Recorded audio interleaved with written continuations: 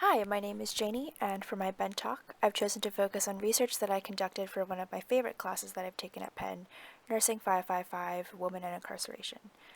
Since coming to Penn, I've become deeply passionate about and involved with issues surrounding criminal justice reform.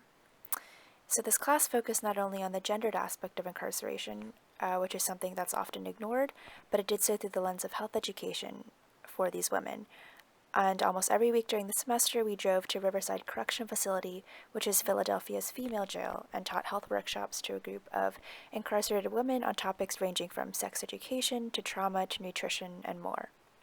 We were also able to build relationships with the women over the semester, and it was a really positive and eye-opening experience that we loved. While I'd spent some time in correctional facilities in Philly before this as part of the PD Green program, the facilities that I'd been in were all male, and I'd never thought much about how the experience of incarceration differs for men versus women. And so before I dive into my research, I want to present some facts about incarceration generally and incarcerated women specifically to paint a bigger picture and provide some background. So there are currently almost 2.3 million people locked up in our country, which is an absurd number, and this is far more than any other country in the world. And individual states in America have higher rates of incarceration than most countries, as we can see here with Pennsylvania, and Pennsylvania is certainly not the state that incarcerates the most people. And this 2.3 million does not include the people that are on probation and parole that are still under correctional control. And if we added those people, it would bring the total to 7 million people under correctional control in America. And while it's true that mass incarceration mostly affects men, as of now, 93% of incarcerated people are men. What's not as well known is that incarceration rates for women have been growing much, much faster than those of men around the country. The number of incarcerated women has increased more than 700% from 1980 to 2016, a rate twice as high as that of men. I would add here that it's no surprise that the carceral system is not particularly progressive, and so while it varies by state and facility, people are generally housed by their biological sex and not their preferred gender, and of course only two genders are recognized. Perhaps the most important thing that I learned in this class and in my research is that women typically have very different pathways to incarceration than men. When compared to men, women who come into contact with the justice system have higher rates of substance abuse, mental illness, exposure to trauma, and are more likely to have been victims of sexual or other abuse in the past. It's estimated that at least 1/3 of incarcerated women have experienced intimate partner violence, and almost 70% were abused before the age of 18. The majority of incarcerated women are also mothers, about 2/3, and many enter jail or prison while pregnant, and many of them actually find out that they're pregnant during the intake process when they have to take a pregnancy test.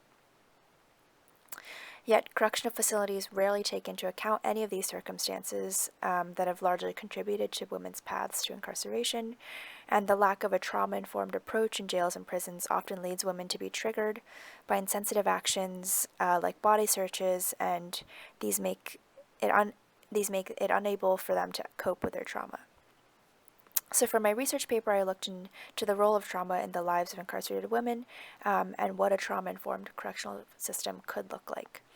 Ideally, people would be sent to a mental health or other treatment as opposed to prison for their trauma, but clearly we're very far from that possibility right now. And so the definition of trauma, as defined by the Substance Abuse and Mental Health Administration of the U.S., is that it is the result of, quote, an event, series of events, or set of circumstances that is experienced by an individual as physically or emotionally harmful or life-threatening, and that has lasting adverse effects on the individual's functioning and mental, physical, social, emotional, or spiritual well-being. As mentioned earlier, not only do the majority of incarcerated women come in with trauma from their pasts, but also incarceration only serves to exacerbate this trauma. PTSD is diagnosed at least 3 times more frequently for incarcerated versus non-incarcerated women, and this is obviously only for those who are diagnosed. Many have this and are not specifically diagnosed.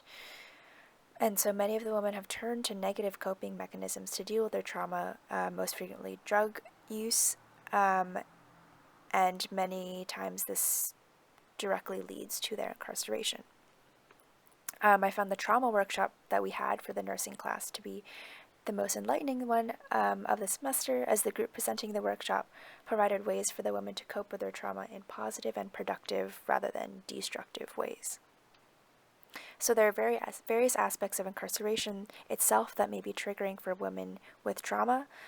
Frequent body searches, forced cell sharing with an unstable inmate, verbal and physical belittlement by guards are all very common triggers. And additionally, separation from their children not only adds to the mother's trauma, but to the children's trauma as well, as incarceration affects many more people than just those directly incarcerated.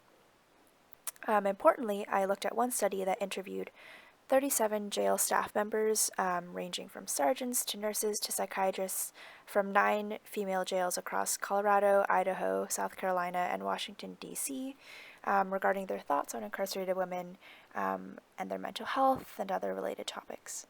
And the authors of the study found that significantly, many of the jail staff participants had generally compassionate and informed views of the jailed women, and even expressed frustration regarding the harsh environment of the jail for these women.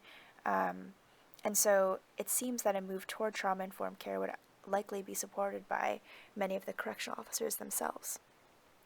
And so what would this trauma-informed, gender-responsive correctional system look like? In my research, I found various studies lay out a framework that is based on 4 key principles, which are understanding trauma, understanding the survivor, understanding available services, and the service relationship. And so a trauma-informed environment ideally supports the mental health recovery of these inmates, prevents re-traumatization in the prison environment, will hopefully reduce recidivism, and improves the safety of correctional facilities generally. And the goal here is not to shelter the women from their trauma history, but to give them appropriate and healthy ways to cope with their trauma within the correct punitive environment.